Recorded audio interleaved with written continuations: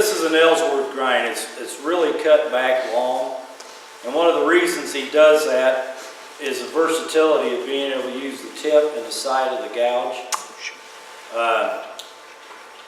This is back up, Tom. You got the overhead on? Yeah. How's that? Back towards the bolt, the actual bolt, Tom. There you go. I like that. Yep. Because what you're going to see him do in that video is he's going to be using the tip and the side a lot. This is a Thompson that I've ground that doesn't have as long a bevel. It's a lot shorter. But I think that's got to do with the size of the flute and the size of the tool. Is that coming through okay? What I was doing up here while everybody was walking around was trying to get this halfway squared up. Right now it's just held between centers. We got some of the wet blanks, which I'm going to switch to this one because it'll probably cut a lot better. All right, what I'm going to attempt to do here is just screw this up and try to flatten this bottom out a little bit.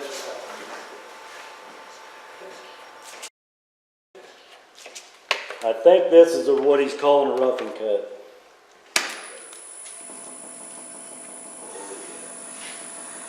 I got it running kind of a slow RPM.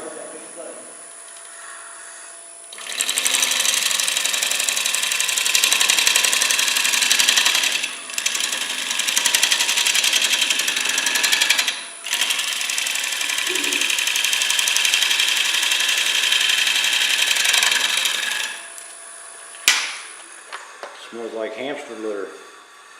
You can tell by the sound of it, if you listen. We'll get that thump.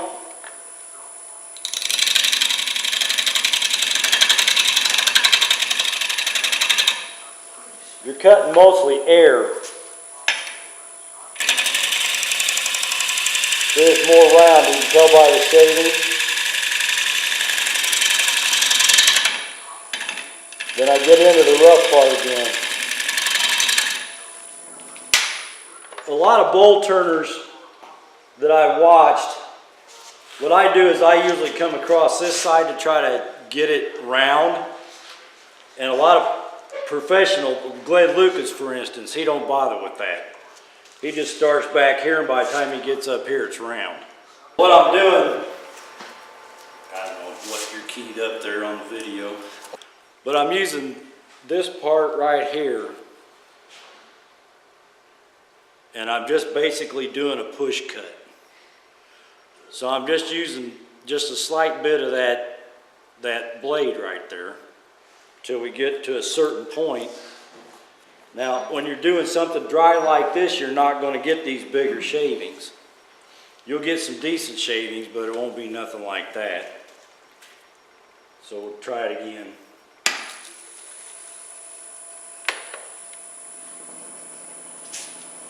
I don't know what's thumping up here, but something's thumping.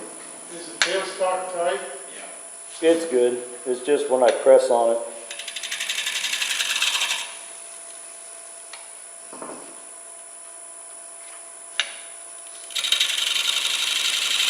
Is it showing the shavings on there?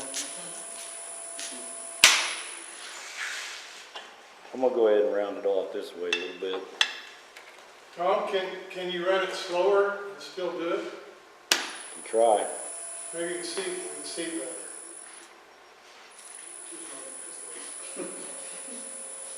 That's about 550.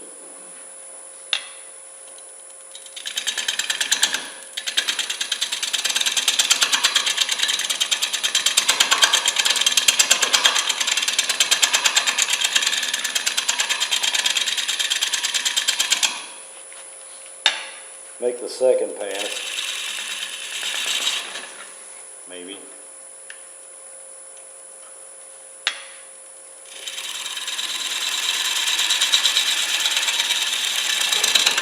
See the difference in the shaving? You're hitting more wood.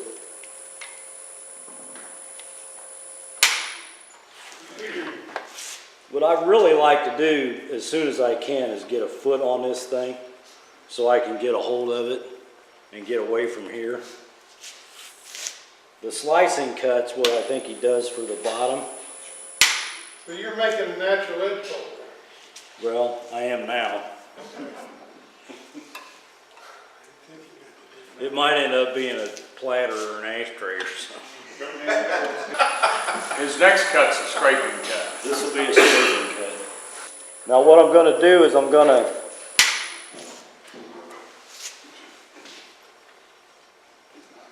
can you see that? This is gonna stick off this wing right here is just barely gonna clear the wood. Now I'll probably have it opened up just a little bit more till I get it flat. But you gotta watch that you don't close it up too much or this thing will probably come up and knock your teeth out. You'll get a really nasty catch. But then I'm gonna be using this edge right here. That makes sense?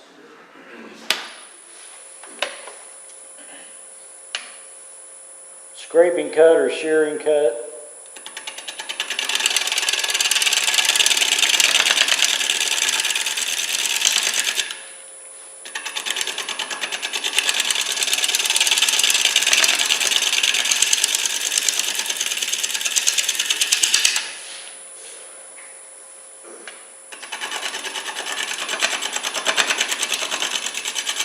You can go both ways with it.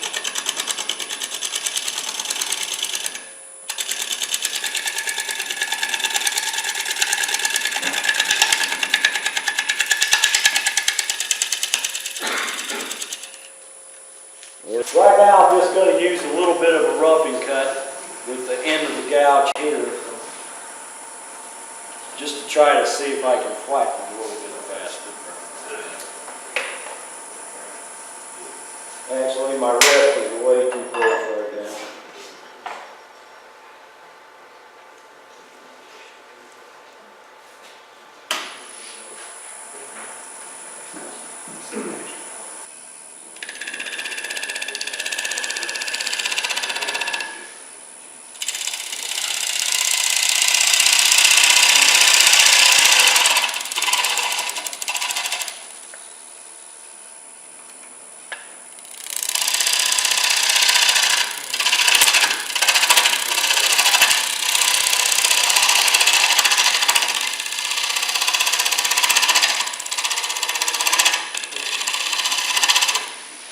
Again, this is a roughing cut that I'm using. Right now I'm using this part of the gouge. Would you also be doing full cuts with that? Right now?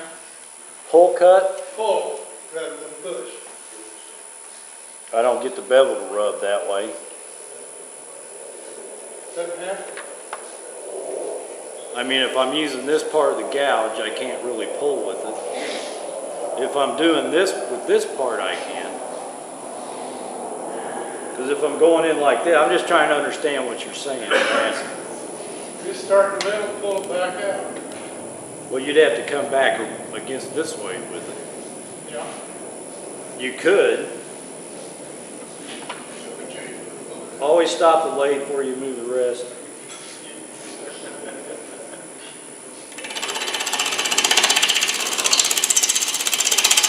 That's the same cut I was using before.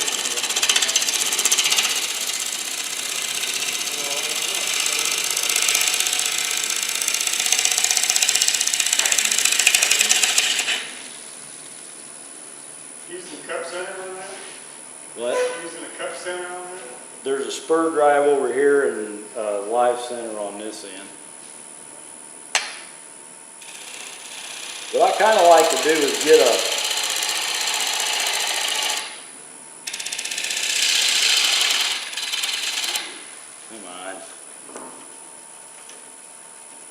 because it's so wet, it's wanting to spin on me.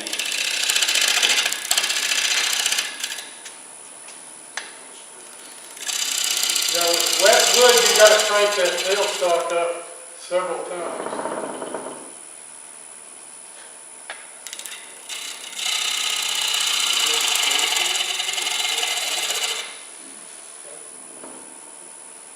I may be to the point of no return on this thing. Part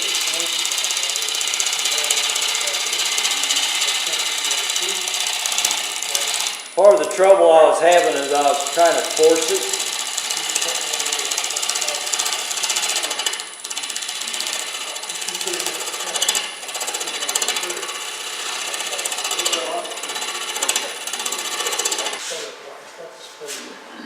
What I'm trying to do is I'm trying to get a foot to it and not being real successful. So anyway, let's do that. We'll do that push cut, the roughing cut again. Okay.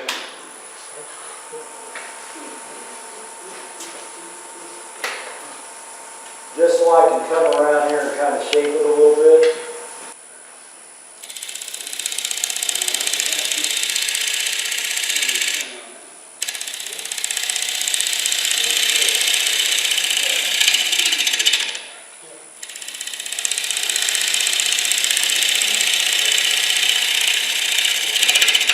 You get some pretty good cuts out of this.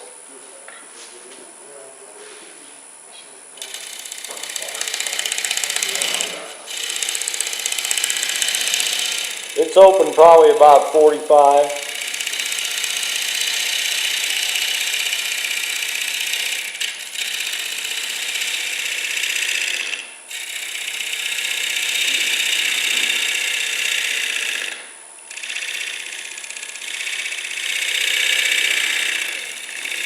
Tom's doing a nice job of letting the wood meet the gouge. And all the pressure, he's pressing down on the tool. Thanks, onto Dan. the tool rest. Yeah, that's one of the things I did learn from that gal down there in St. Louis, that, what was her name? Ashley Harwood, is you kind of heard a little bit of jumpiness when I'm not out here in this rough stuff. See, it's fairly round there, but it can still get kind of jumpy because you're pushing in on it instead of pushing down on the rest. You're actually messing up your cut by pushing in on it. That's why I switched to this hand hold, because that way I can hold it down on the rest a little bit. And something else worth, I'm sure he covers in that tape, is your body movement. I think, not Glenn Lucas, but Dale Stubbs, I don't know if we got his video or not, but he talks a lot about body movement. He talks about actually dancing with the wood. Instead of forcing your arms and stuff to go with it, I've got my feet about even with my shoulders, and I'm just kind of trading my weight from my left or my right to my left foot. Change that hand hold again.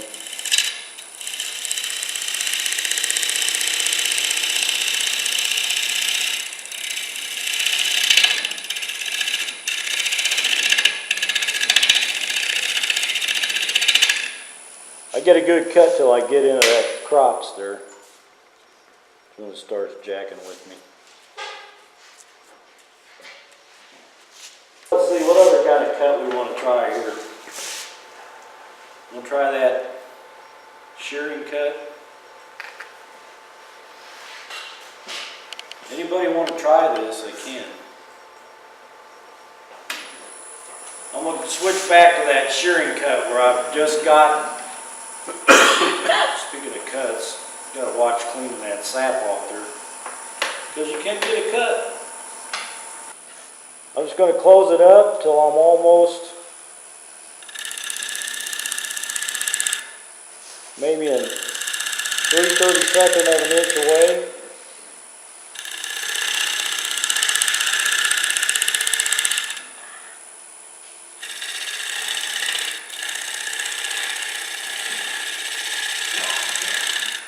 And normally I wouldn't have this thing stabbing me in the stomach. I'd be a little closer to it.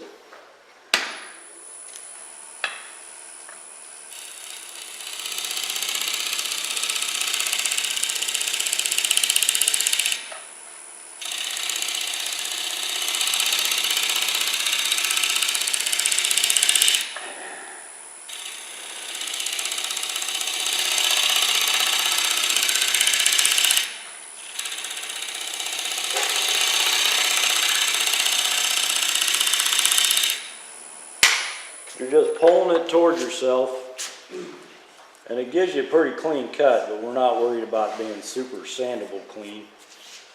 What I'm trying to do right now is get this to where I can get it off this and get it into a chuck.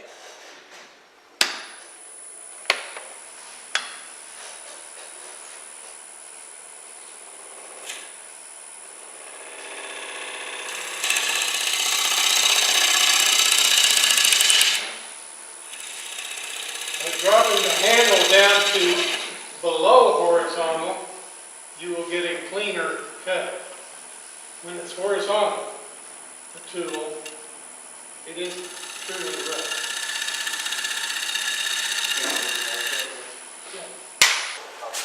If he raised the handle, he would be doing a scraping cut. But by lowering the handle, raising the tip, he's doing a shear. Now he's doing a shear cut. This is just too rough to get a lot of good results out of it right this minute.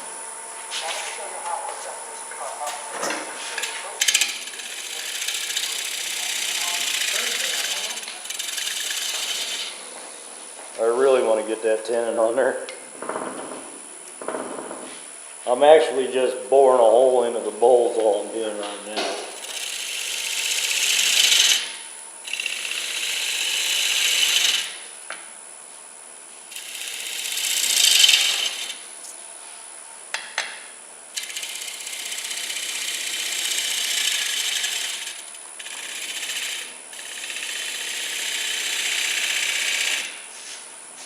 We'll flatten this out a little bit more.